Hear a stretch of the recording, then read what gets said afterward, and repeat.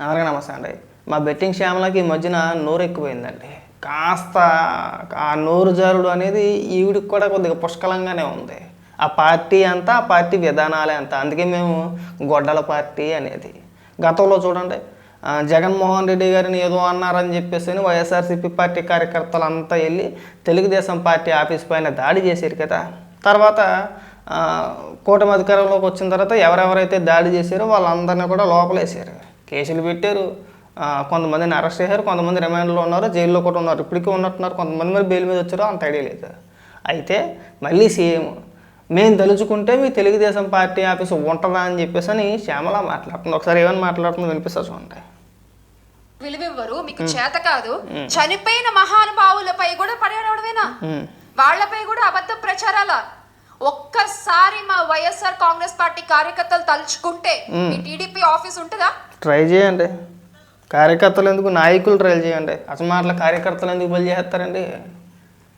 కార్యకర్తలు ఏం పాపం చేశారు? కార్యకర్తలు ఎందుకు బలి చేసాడు?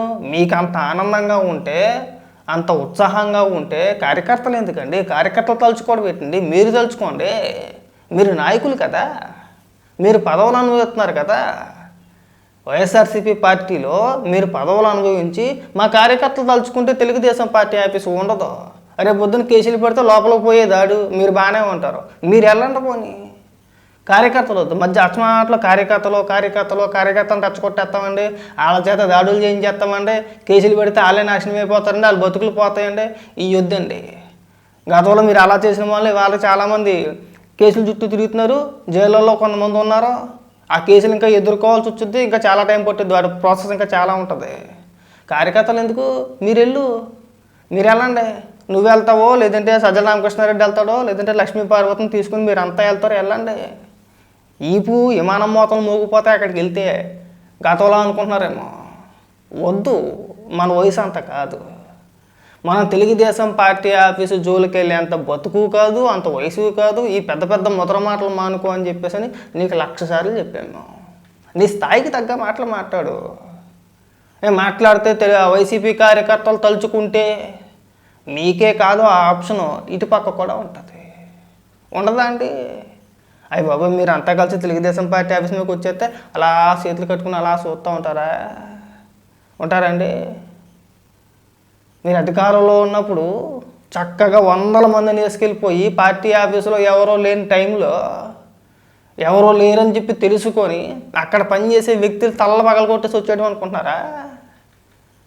ఇదొక ప్రతి పకోడీ గాళ్ళకి ఇదొక అలవాటు అయిపోయిందండి.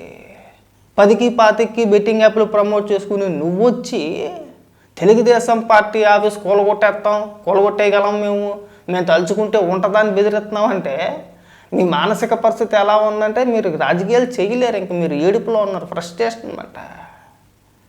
ఈ వద్దు. ఇవన్నీ చాలా చూసాం, చాలామంది మాట్లాడారు. నీకన్నా ముందు ముదుర్లు, పోటుగాళ్ళు, సొక్కాలు సగం బత్తాలు ఎట్టుకొని, గుండ్ల వరకు సగం బొత్తాలు ఎట్టుకొని ఇలా రొమ్మిరిసేసి శాతిరిసేసి ఇలా నడిచి వాళ్ళు అందరూ చాలామంది అయిపోయారు.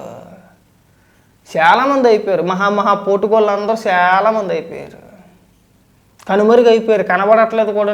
గట్టిగా మాట్లాడడానికి భయపడిపోతున్నారండి ఇప్పుడు. ఇక నువ్వు వచ్చి ఇక్కడ బెదరగొట్టేయాలి మమ్మల్ని అందరినీ. భయం వేస్తుంది నిజంగా. నీ మాట్లాడతామంటే భయం వేస్తుంది మాకు.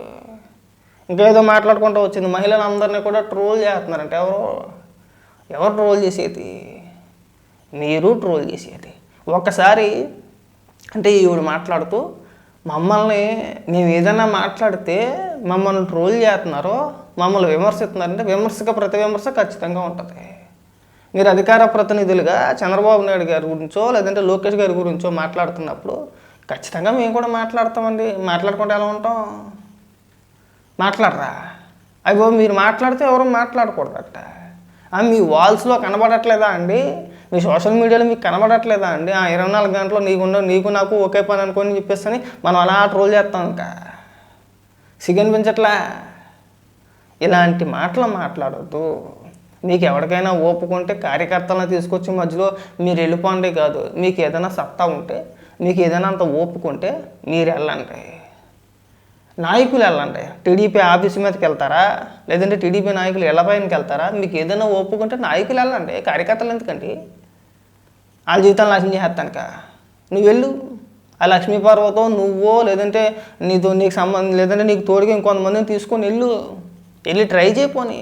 ఇప్పుడు మీరు కార్యకర్తలు కాదు, మీరు అధికార ప్రతినిధులుగా. వద్దు ఈ రెచ్చగొట్టే మాటలు వద్దు. చాలామంది అయిపోయారు పకోడీగా. నువ్వు ఒక దాని మిగిలి మాకు దరిద్రాన్ని కాకపోతే నేను నిన్న చెప్పాను, ఇవాళ చెప్తున్నాను. చివరాఖరికి వైఎస్ఆర్సీపీ పార్టీ నాయకులకి ఎంత కర్మ పట్టిందంటే చివరికి ఈవిడ సోచి చెప్తా ఉంటే అక్కడ కూర్చొని వాళ్ళు వింటున్నారన్నమాట. అంత కర్మ పట్టేసింది. నువ్వు మా రాష్ట్ర ప్రజలను ఉద్దేశించి మమ్మల్ని ఉద్దేశించి మాట్లాడితే ఇంకా దిక్కుమాలుతాను. వాళ్ళకంటే సిగ్గు చేరవలేదు. వైసీపీ నాయకులకి ఎలాగే సిగ్గు చేరవలేదు. వాళ్ళకి కావాల్సింది నీలాంటి వ్యక్తులే. ఈ బెట్టింగ్ యాప్లు ప్రమోషన్ చేసేవాళ్ళు, లేదంటే తర్వాత బెట్టింగ్ చేసేటోళ్ళు, ఈ గోండాలు, రౌడీలు, ఈ గంజాయి బ్యాచ్, మన పేటీఎం బ్యాచ్, వాళ్ళకి కావాల్సింది వీళ్ళే. ఆ క్వాలిఫికేషన్స్ అన్నీ కూడా మీలో ఉన్నాయి, బాగానే ఉంది. మాకేం దరిద్రం అండి? మీరు 10 మందికి ఉపన్యాసాలు ఇస్తూ ఉంటే మాకు సిగ్గేస్తుంది. పైగా నువ్వు అధికార ప్రతినిధివి, రాజకీయ నాయకురాలివి. ఎలాగైపోయావమ్మా రాజకీయ నాయకురాలివి? మనం చేసే పత్యాపారాలు ఏంటి? మనం మాట్లాడే ముద్ర మాటలు ఏంటి? ఇక్కడ వద్దు. మేము ఆ స్థాయికి దిగజారిపోలేదు. ఆంధ్రప్రదేశ్ ప్రజలు అంటే నువ్వు చెప్పే నీతులు వినడానికి వినేంత స్థాయికి ఆంధ్రప్రదేశ్ ప్రజలు ఇంకా దిగజారిపోలేదు. మీలాంటి వ్యక్తులు రాజకీయాల గురించి మాట్లాడకూడదు. మీకు మాట్లాడే హక్కే లేదు. అసలు గట్టిగా మాట్లాడితే నీకు రాష్ట్ర రాజకీయాల గురించి మాట్లాడే హక్కే లేదు. హక్కే లేదండి. ఇక్కడికి వచ్చి నువ్వు ఉపన్యాసాలు చెప్పడం ఏంటండి? ఇంకా చాలా మాటలు మాట్లాడింది పవన్ కళ్యాణ్ గారి గురించి. ఈవిడ మాట్లాడుతుంది, పవన్ కళ్యాణ్ గారినట్ట పక్క రాష్ట్రంలో మహిళలు చెప్పులతో కొట్టారు, మీకు సిగ్గు అనిపించట్లేదా అండి అని చెప్పేసి అని మాట్లాడుతుంది ఈవిడి. మనకు సిగ్గు ఉండాలి. పవన్ కళ్యాణ్ గారు కాదు, మనకి సిగ్గు ఉండాలి.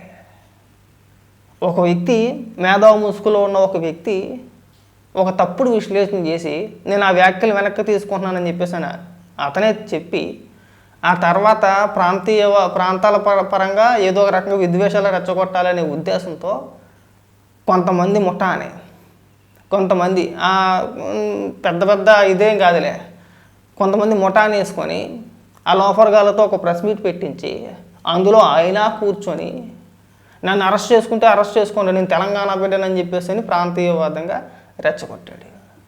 అందరూ మాట్లాడారు. తర్వాత కొంతమంది అక్కడ తెలంగాణ పార్టీ, జనసేన తెలంగాణ పార్టీ నాయకులు కొంతమంది ప్రెస్ మీట్ పెట్టి కౌంటర్ ఇచ్చారు. ఆ తర్వాత ఏమైపోయిందంటే డైరెక్ట్గా తెలంగాణ ఉద్యమకారులు లేదంటే ఇంకొంతమంది జర్నలిస్టులనో లేదంటే కొంతమంది పోటుగాళ్ళు అందరూ అదే ప్రెస్ క్లబ్లో కూర్చొని పవన్ కళ్యాణ్ గారిని బూతులు తిడుతూ పవన్ కళ్యాణ్ గారి చెప్పుల్ని, పవన్ కళ్యాణ్ గారి ఫోటోని చెప్పులతో కొట్టినప్పుడు కనీసం ప్రాంతీయవాదం తీసుకొచ్చారు కదా, మేము తెలంగాణ బిడ్డలం అని చెప్పేసి అని. మనకి సిగ్గుందా? అదేంటయ్యా వ్యక్తిని అంటే వ్యక్తి మాట్లాడిన మాటలకి ప్రాంతానికి ఏం సంబంధం ఉంది? మా రాష్ట్ర ఉప ముఖ్యమంత్రిని మీరు ఎందుకు అలా అవమానిస్తున్నారని చెప్పేసి మాకు ఏదో మాట్లాడకపోగా పైగా మనం వాళ్ళని సమర్థించడం, ఆ వీడియోని మనం వైరల్ చేయడం. ఎందుకు వైరల్ చేయాలండి? ఎందుకు? పవన్ కళ్యాణ్ గారు కాదు సిగ్గు శరం లేకపోవడం, మనకి సిగ్గు శరం లేదు, మాట్లాడే మీకు సిగ్గు శరం లేదు. పైగా ఇక్కడికి వచ్చి మనం పెద్ద ఉపన్యాసాలు ఇవ్వడమా? చక్కగా ప్రాంతీయవాదం తీసుకొచ్చారు, తెలంగాణ అని చెప్పేసి అనే నినాదాన్ని ముందెట్టారు, చక్కగా విమర్శిస్తున్నారు. మనకేమైందని మనం ఎందుకు మాట్లాడలేకపోతున్నాం? వాళ్ళు తెలంగాణ అయితే మన మా ఆంధ్రప్రదేశ్కి సంబంధించిన ఉప ముఖ్యమంత్రి గారిని ఎందుకంటే అవమానిస్తున్నారు? మేము ఒక వ్యక్తి ఒక విశ్లేషణ చేసాడు డబ్బుల కోసం చేసాడు ఆయన. ఆ విశ్లేషణ తప్పు, ఆయనకున్న సమాచారం తప్పు, మేము దాన్ని ఖండించాము. ఆయన వ్యాఖ్యలు వెనక్కి తీసుకోవాలన్నాం, వెనక్కి తీసుకున్నారు. ఆయన ముగిసిన అధ్యాయం అని చెప్పేసి ఆయనే పదే చెప్పాడు. ఎందుకు రెచ్చగొడుతున్నారని మనం మాట్లాడకపోగా పైగా సమర్థన ఒకటే. సరేలే కంగారు పడమాకండి, మీకు ఎప్పుడోకప్పుడు ఒక సందర్భం వచ్చింది. సరే ఆ మేధావు గురించి తర్వాత మాట్లాడదాం. డబ్బుల కోసం అలా పడి మా మీద పడి అలాగే బతుకుతూ ఉంటాడు. ఫోన్లు బతుకున్నాలని చెప్పేసి వదిలేసాం. మనకి సిగ్గు ఉండాలి మాట్లాడడానికి. పెద్ద ఉపన్యాసాలు నువ్వు ఆ స్థాయికి వెళ్ళలేదు. తెలుగుదేశం పార్టీ అనుభవం అంత ఉండదు నీ వయసు. గుర్తుపెట్టుకో బాగా, మళ్ళీ చెప్తున్నా, చాలా కూల్గా చెప్తున్నావు. తెలుగుదేశం పార్టీకి ఉన్న అనుభవం అంత ఉండదు మన వయసు. పెద్ద మొదల మాటలు వద్దు, స్థాయికి తగ్గ మాటలు మాట్లాడు. రాజకీయాల్లో నువ్వు ఉండొద్దు లేదంటే ఇంకోటి అనట్లేదు. ఫస్ట్ నువ్వు చేసిన ఆ కార్యక్రమాలు ఏవైతే ఉన్నాయో, ఆ యాప్స్ ఏవైతే ఉన్నాయో ఎందుకు చేసామో వివరణ ఇవ్వంటున్నాం మేము. దాన్నే ట్రోల్ చేస్తారంటే ఎలాగండి? అది తప్పు కదా. మేము మళ్ళీ చెప్తున్నాం, మీరు అనవసరంగా కార్యకర్తలు రెచ్చగొట్టి మేము పార్టీ ఆఫీసులను కూలగొట్టేస్తామండి, బద్దలు కొట్టేస్తామండి, ఇరగదీసేస్తామండి, ఇంకా మా అంత పెద్ద మగోళ్ళు లేరంటే అక్కడికి వెళ్ళి ఈపి కాసేయాలి. నిజంగా చెప్తున్నాను. మేము మా ఇంటికి మీ ఇల్లు అంత దూరమో, మీ ఇంటికి మా ఇల్లు అంత దూరం, అంతే కదా. ఇకనైనా సరే ఇలాంటి పిచ్చి పిచ్చి మాటలు మానేస్తే బాగుంటుంది శ్యామల. అది గుర్తుపెట్టుకో.